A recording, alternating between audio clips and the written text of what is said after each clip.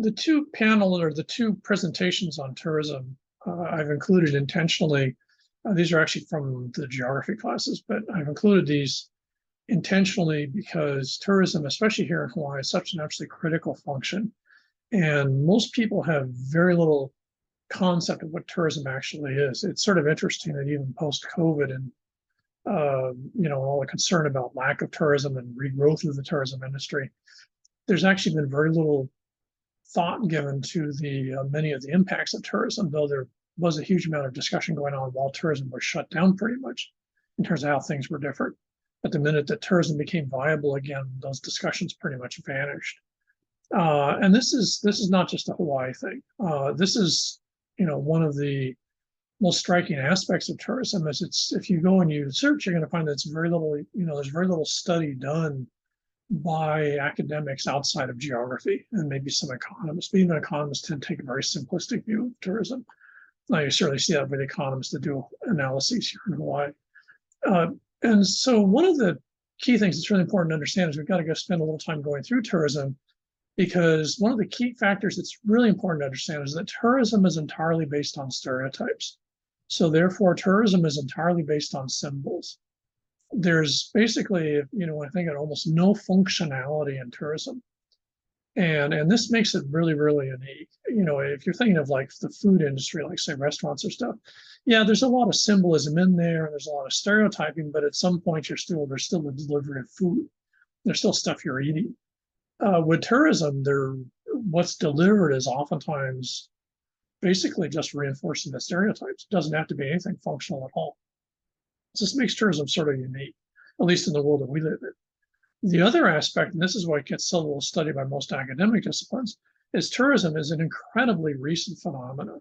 Tourism as a global phenomenon didn't start until the mid-19th century, and in its modern form, in the sense of tourism that we think of in the 21st century, tourism really didn't get going until the 1960s. So tourism's only been around for 60 plus years, and tourism is now, and we saw this certainly during COVID and the pandemic in general, tourism is the second largest revenue generator globally. It's estimated that 1/3 to 1/2 of countries in the world depend on tourism as their major or second major source of income. And even those that don't, tourism is almost invariably in the top 3 or 4. And so tourism has gone from being basically, to a certain extent, largely non-existent, except for elites, say 150 years ago, to being more important in terms of revenue generation than everything outside of warfare. More important than medical, more important than education, you name it, tourism's larger. And so because it's so recent and because it's so stereotypic and symbolic based, this makes, if you go back to our entire discussion this semester, this makes the entire study of tourism really problematic, because it's all based on perception. Tourism is a perception industry. It's not based on reality. And what you end up in the weird situation, and again, if you think of Waikiki, for example, is you then have to build the perception and make it into reality. Disney is probably the quintessential example of that. And in fact, Williamsburg, if you think about it, we were looking at earlier this semester, Williamsburg is a great example of a tourism-based location where you basically take buildings from around the United States and put them into a village and reconstruct the mid-late 1700s town for consumption in the 21st century. This is, by tourism standards, this is totally normal. If you think about it from the, say, view of something like Main Street in the mid-late 19th century, it's somewhere beyond weird. So tourism is unique, at least in the world that we live in. Tourism is incredibly important. Tourism stereotypes pretty much drive almost every other stereotype that we have in the 21st century. So tourism is absolutely central to our existence. And for our purposes, what that means is tourism and the perception that tourism generates are responsible not only for the cultural landscapes that we exist in, but are also largely in many ways responsible for the interiors and the ways that things were laid out, to an extent that would have been unthinkable, say, even 60 or 80 years ago. Or if you want to put it in the context, your grandparents' period would have had a very different view, one of tourism and also of the impacts of tourism. And yet, on the other hand, because it's so stereotypic and it's so symbolic, it's incredibly subtle.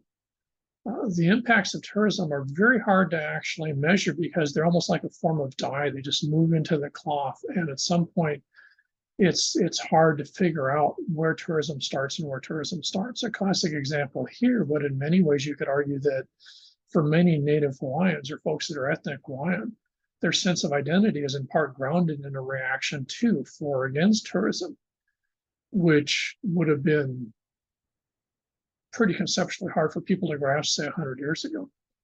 So tourism is what it is, and that's why we got these panels here. So I'm not going to go through all of them in detail. They're just sort of points for you to start on. The really key one, and this is a huge thing when you think of interior design as a discipline, is that tourism is entirely based on discretionary income, and this I would argue is largely also true of interior design. I don't know of a single situation I can think of where interior designers were brought into a project because someone needed the basics, necessities of life in a residence. They were brought in because things needed to upscale or someone wanted to do something. So it was the same income. And one of the fascinating aspects of tourism from our standpoint would be is someone could go to Paris for 2 weeks or stay in Paris for a month, or they could have their living room remodeled. But it's both going to be this discretionary income. This is a hugely important concept. This is why tourism doesn't start up till the mid-late 19th century. It wasn't until the mid-late 19th century that people had, especially in the middle class, had discretionary income. And of course, discretionary income can be defined as money that you can spend that doesn't impact your basic survival needs. So if you think of shelter and food and whatever, clothing, maybe whatever it might be, as your minimal needs to survive on, discretionary income is the money that you have left after paying for those things. Now, I'm not talking about paying like for $2,000 for a pair of shoes, something like that, but just basic things for your feet. So many things that are seen as necessities actually fall into the discretionary income. What you choose to buy, for example, say a top grain steak instead of hamburger. Both are beef, both probably have pretty much the same nutritional impact, but the high-end steak, which is probably 4 to 6 times more expensive than the hamburger, would fall into the category of discretionary income. You're spending money that you can spend on whatever you want to, basically, and you've decided that that's what you want to spend it on. So discretion, which is basically your choice, if you think of it that way. Discretionary income is the basis of tourism. Without discretionary income, tourism doesn't exist. And so people have to have money that they want to spend on going someplace. And they have to, most importantly, they have to feel they have that money to spend going someplace. Now, they might have the money, but if for some reason, say they were part of one of these banks that just went under, and they're absolutely panicked that their money's going to disappear, they're not sure if things are going to be stable, then they might actually have the money available, but they don't feel that they dare spend it because of fears that they have. So at that point, that income isn't discretionary. So discretionary is money that you think you can spend. And so if you think about it, almost all, at least here in Hawaii, at least in the United States and most of Europe that I can think of, almost all of the folks involved in interior design are tapping into this discretionary income on the basis of their clients. And in this way, the client's choosing to hire an interior designer or go on a trip somewhere or take a cruise somewhere or something, but it's all the same pool of money. Do you redo your kitchen or do you buy a brand new Mercedes? All of those are part of discretionary income. And this is a very, very recent phenomenon. And again, it's an incredibly difficult phenomenon to track. Economists like to talk about it, but they generally don't know what they're doing because discretionary income, of course, is entirely perceptually based. It's perceptually based in terms of whether you have funny money income. It's entirely perceptually based in terms of what you see as their legitimate choices for that income. So tourism is invariably temporary. If you move someplace and you stay there, you're not a tourist. You might not, you're a resident. You might not be local, but you're a resident. Tourism is temporary. It has this very specific start and a finish to it. If you want to, we usually call this in geography bracketed time. It's not surprising that geographers are the folks that study tourism the most, because tourism involves basically the consumption of stereotyped cultural landscapes. So pretty much everything this semester. In fact, if you think about it, even the main streets that have been successful in the United States in the 21st century are main streets that largely tap a tourist audience. So almost everything that we've looked at survives, if you're going to look at it in this day and age, survives because of tourism revenue, which means that people have gone there because they want to experience it or see it in a bracketed period of time. Tourism is also key in the fact that tourism is an escape from the work life. So if you go somewhere and you're, teaching English in Japan for a year, you're there for a temporary period of time, 1 year, but that wouldn't be tourism because that's your job. So if you're being a tourist, you're escaping from your work life. Now, this becomes a little bit of a muddy phenomena and right now, because of course, in most cases, people are expected to take their jobs with them. I could be doing these presentations while I'm in Japan working as a consultant or just in Japan as a tourist. And I just post them, on through Zoom into YouTube and then boom, it's done. But this is again a very recent phenomenon. It's even 10 years ago, people would leave work and work would be left in the office and you would go on vacation or even tourist. So it's changing, but I'm not sure how this, no one knows how it's going to play out yet. Because again, it's brand new. Tourism is very based in this strange combination of the exotic and the familiar. Tourists don't really want to go someplace really different. Tourists don't want to go to rural China where you still have squat toilets and basically no running water. They want to go to a place that is different. It has to be different than home, other there's no adventure attached to it. There's no difference attached to it. But they don't really want things that are totally strange. They don't want to have to go someplace again in rural China where you have to speak Putonghua or Mandarin Chinese because no one speaks anything else. You don't want that much exotic. You're not going to find a lot of tourists doing that. So tourists want to go someplace that's strange and exotic, but they also want this place to be familiar. And we've sort of seen this during the semester in a lot of the stuff, especially when you're looking at Hawaii. But this is why, my class example that I always give, if you go to one of those luau's that they still have, you'd find that one of the very popular dishes is teriyaki chicken pineapple. And if you watch the tourists, they'll just absolutely hammer that buffet plate. They won't be hitting the poi because the poi is too different. The poi is strange in the sense of strange. It's funny. In fact, if you go to most of the luau's, they'll provide little sort of pill cups so that tourists can taste a little bit of the poi, but they don't have to, take a big bit of it just to throw it away. On the other hand, teriyaki chicken with pineapple is perfect for tourists. They're obviously familiar with chicken in almost all cases. Teriyaki sauce they probably had. Fresh pineapple slices they might have had, but the combination of the three, teriyaki sauce on chicken with fresh pineapple, makes it seem a little different than say the KFC or the Popeyes that you get on the mainland. But on the other hand, it's not something where you don't have to poke with a stick and wonder what it is. So this is what tourists want. Tourists want things that are somewhat different, but not really different. They want things that allow them to experience something outside of their Monday through Friday normal life, but they don't want to have to worry about whether it's edible, if they're going to get sick, are they going to have their stomach pumped or something like that, or are they going to get a disease? They don't want that level of strange and exotic. And this is true no matter what tourists. We're not just talking about American tourists, European tourists. German tourists are famous for this. If you ever go to Europe, especially places like Greece, especially Creta, you'll find that they just absolutely vent on German and British tourists, especially German tourists, because of their demand that things be very familiar. They don't really want to be too adventurous. Many tourists from many societies really are not very adventurous. Japanese are sort of different. You can find Japanese in really strange places, but they're sort of, at least in my view, sort of unique in that regard.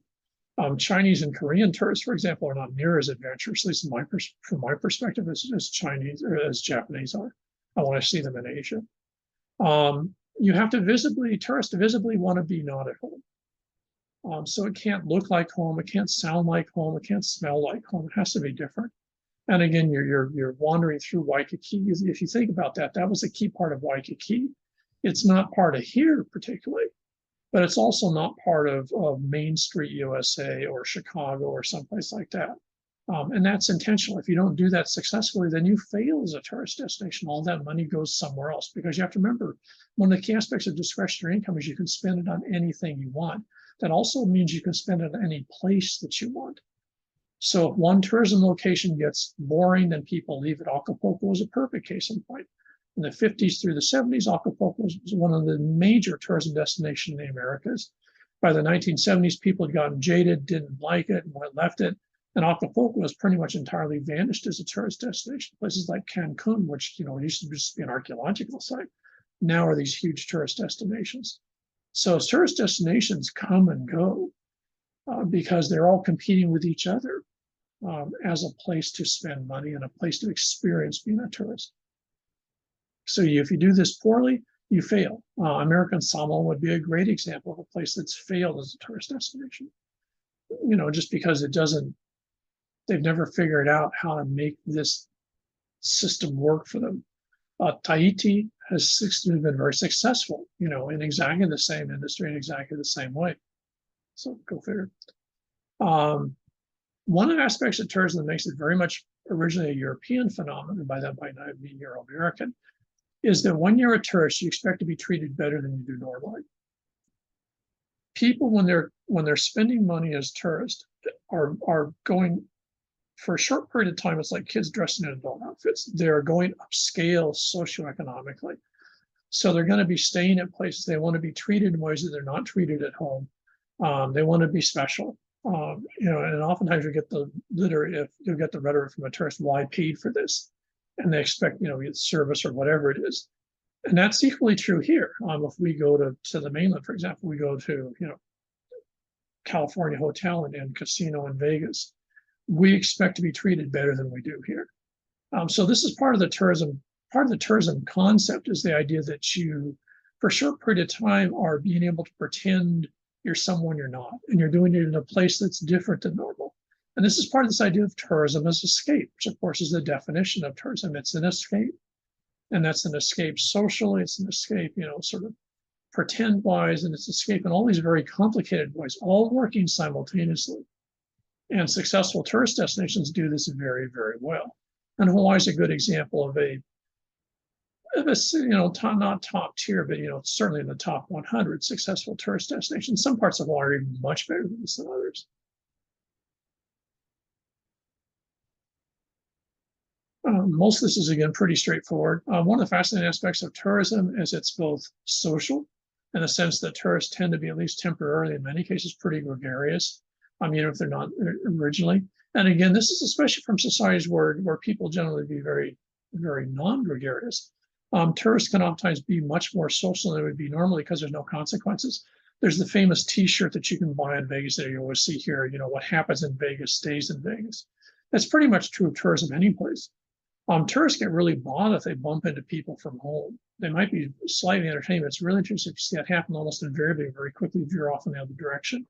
Tourists don't want to be reminded that they're around people that know who they are, so that their actions, the way they behave, what they spend money on, all this stuff can actually go back and be seen and discussed by people back home. They want to be strangers. And that also means that you don't follow the same normative rules. And this is why people, when they're tourists, tend to act much more like idiots than they do, one would hope, back home. Because again, tourism means that you don't have to be concerned about your behavior because there's no long-term consequence of it. And they also, very importantly, tourists want to be able to in total control of what they do and how they do and when they do it. So tourists, this is why when you try to educate tourists, it's a total disaster and a total waste of time, because tourists aren't into being educated. Tourists from here that go to the mainland aren't interested in the Native American experience in Nevada. And if you try to talk to them about it, they're not going to want to hear it. The same way they're not going to want to hear about the socially emotional impacts of gambling. They don't want to hear about it. Tourists that come here from the mainland don't want to hear about the impacts of tourism on identity, on ethnicity, on Hawaiian sense of self or place. Again, they don't want to hear about it. But a tourist means that you escape. And one of the things you escape is education, and to a certain extent, consequence for your actions. And this is not, hammering on tourists that come here. This is tourists everywhere. Having said that, American, British, and German tourists and Chinese tourists tend to be the top four in terms of the tourists that people dread to deal with in other countries. And again, sort of see this here. This is sort of a shopping list of what you have to be successful as a tourist destination. Now, for some of you, if you're involved in interior design, this will also, for example, include a specific tourist destination, say a hotel lobby. If you're developing a Airbnb location, you have to do that there too. So it's not just at the level of a town or a country, it's also the level of a particular resort or particular part of a resort. For example, redesigning the interiors of a hotel that's being converted to owner-occupied, part-time rental tourism, like say the EID-GE. All of this applies in all these locations. Its scale is different, but the same consequences, the same logics are always in play.